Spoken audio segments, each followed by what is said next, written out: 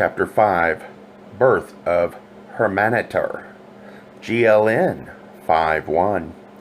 Hanok had 3 brothers by his mother, and 1 by Sadara, 2 with him on the great ship, and 1 was saved in Megan.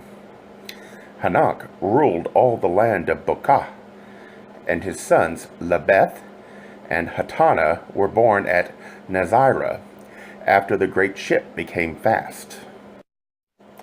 GLN 5:2. His brothers divided the water-washed land between them. 1 went to Shadana and built a city there, and he ruled the western waters. 1 ruled the eastern waters and the swamps down to the waters of the sea. The other raised up Araka in the midst of them, and he was the greatest. The city of Araka stood for 1,000 years. But in the days of King Nadrasa, the king made great images with faces of gold and bodies of brass. Children were offered to these demons conceived in wickedness. Then God in his wrath unleashed the winds, and they were swept through the city as a whirlwind. The gold-faced images were thrown one against another and were broken. They fell and were buried under their temples. Araka was then removed from the eyes of men. GLN 5:3. All the cities were rebuilt, and the kings were dead. The people had multiplied greatly. When Lagadur, he who taught the working of metals, was born. He was the mightiest of kings, and his deeds are known to all men, and written in his books. GLN 5:4. Wisdom came to the land by the hand of our father, Hermanatar, who was called Hankada, born at Egelmek in the land of Caleb, under Araka of Nintalusu, maiden of the temple, by Galameshor, builder of walls, son of Lugador, the metal worker, son of Dumath, the shepherd, son of Jugatan, the tiller of the soil. GLN 5:5. In the days when the mother of Hermanatar carried him under her heart with pain, the king, his father, had a dream.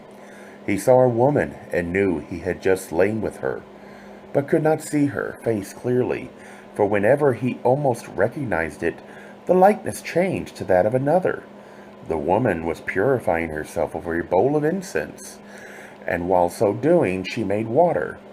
Then a great cloud of smoke arose up from out of the bowl and filled all the room, and it went out through the doors and filled all the city and all the temples of the city.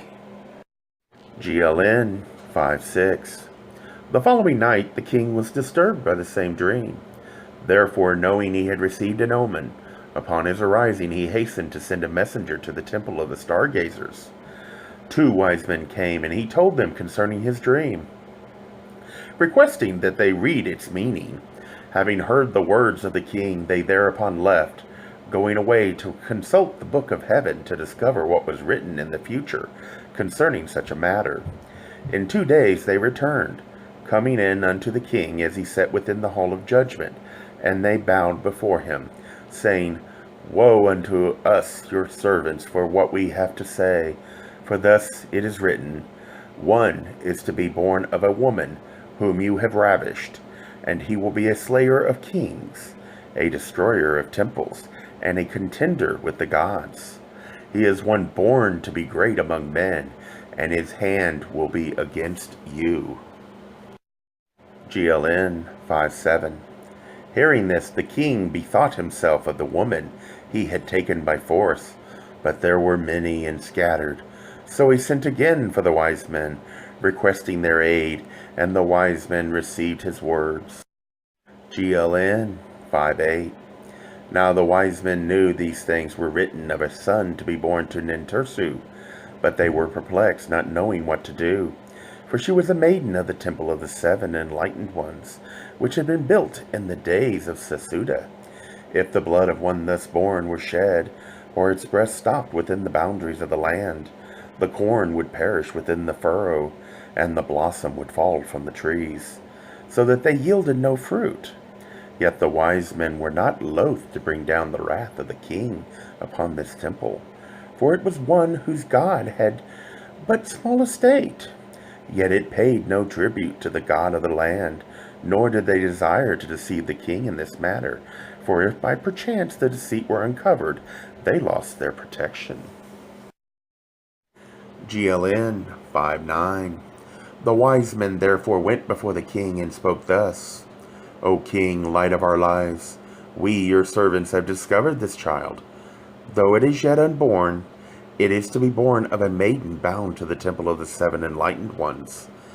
Therefore its blood may not be shed on land worked by the hand of man, nor may its breath be stopped. So now we say unto you, send those who are your most trusted servants. Let them take this maiden and carry her away to a place afar off, if it be beyond the boundaries of this land. The child, when born, can be slain there, and no evil will befall the lands of our God. Hearing these words, the king remembered the maiden he had taken for his pleasure, for while hunting he had come upon her as she bathed. Neither the temple nor its God was known to him, and he had no fear of its priests. GLN 5:10. The king called his chamberlain to his side, a man most trusted, and charged him, saying, Go, take this Nintursu, this temple maiden, and carry her into the land of Kithis. Entering by stealth, she is with child, and when it is born, slay it, letting its blood fall upon the soil in the land of Kithis. GLN 5:11. The chamberlain prepared and departed, taking with him men of blood and their captain. They traveled so they came upon the temple at first light in the morning. Nintursu was taken, and they left ornaments of gold and silver. GLN 5:12. Now Nintursu was not delivered of the child when they came to the boundary of the land. So they camped there, and in the days that followed, men went out to spy. The captain was a man skilled in war and courageous, a man of many battles, and Nintursu spoke often with him. But between her and the chamberlain few words were spoken. GLN 5:13. It happened that when Nintursu's time was upon her, and the child to be delivered, it was the days of full moon. Therefore the child could not be slain, so they bided until the dark of the moon.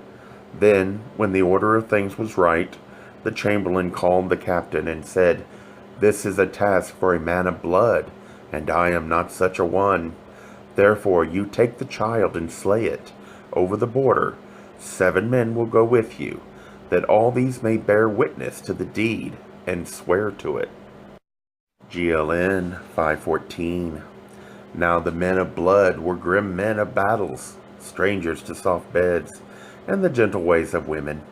But some among them were the companions of Nintursu during the first days of her motherhood. Also, there was one whose father had been a worshipper at the temple of the 7 enlightened ones, before it was abandoned by all who followed the king.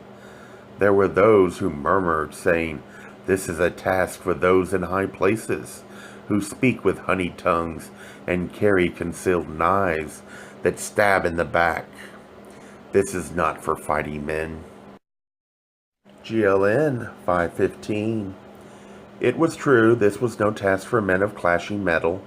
It was a deed more suited to squeamish-stomached courtiers, but lacking backbone. These have ever needed others to do their dirty works, spawned through intrigue and conspiracy. Lord, hasten the day when real men are no longer manipulated by half-men. GLN 5:16. The captain put the child into a basket prepared by Nintursu. It was placed upon an ass. Then he and his men went over the boundary to a place where neither tree nor grass grew, but about 10 bowshots distant. A stream ran through it to water fields and pastures in the valley below. When they stopped, the captain took down the basket and opened it. But when he gazed upon the face of the child, his heart held his hand.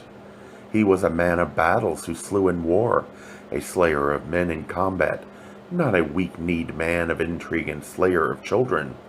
He closed the basket and said to those who had come with him, "We will bide our time here until nightfall. If we lose the blood of the child here, it will be absorbed into dead soil and do no harm. But if we carry it further down into the valley, it will fall on living soil." None with him answered, for they were but simple fighting men, knowing not that the blood could have been let into the waters. Or maybe they understood the heart of their captain. GLN 517. The captain said, "It is hot. We have time enough for those who dwell below are asleep. Therefore, let us drink wine and rest a while." So they drank wine which had been brought and rested. Becoming drowsy, they eventually fell asleep. Darkness fell. GLN 518. Now the ass had not eaten since the morning, nor had it drunk at the stream, and the captain of men bided his time, for he had a plan, and this was a place known to him. In the gathering darkness, he put the basket with the child inside back on the ass. It was a good place of concealment under an overhanging rock, with thickets of thorn all around, while below the ground fell away steeply, being covered with rocks and loose stones. Only the captain knew how in the darkness a large stone was loosed from above, bringing down many others with it, so that stones fell all about the place. Where the men lay under the overhang, they were heavy with wine. They shouted, they stumbled, and fell. One was struck by a dart, another by a spear. There was a clash in the darkness, though none was killed. The ass, loosed from its halter, fled, and none could stop it. GLN 519. Wrathfully the captain shouted, "What kind of men have I been given? Why have you not brought trumpets to announce our coming? Who can see the ass among the bushes, or hear it among the stones?" Then his lights appeared below, and the voices of men were heard in the night. They withdrew. GLN 520. Coming to a place of safety, the men took counsel among themselves, for the captain of the men said, "If you would go unpunished for this night, then you must slay me now. Even then, can you return without me? Also, who knows where the blood will flow? Therefore, shall we not all say with mine own eyes, I beheld the blood of this child, and know it is dead? Are we men of wisdom who live, or are we foolish ones who die?" Thus, born on the back of an ass, Herminator came to the land of Kithis.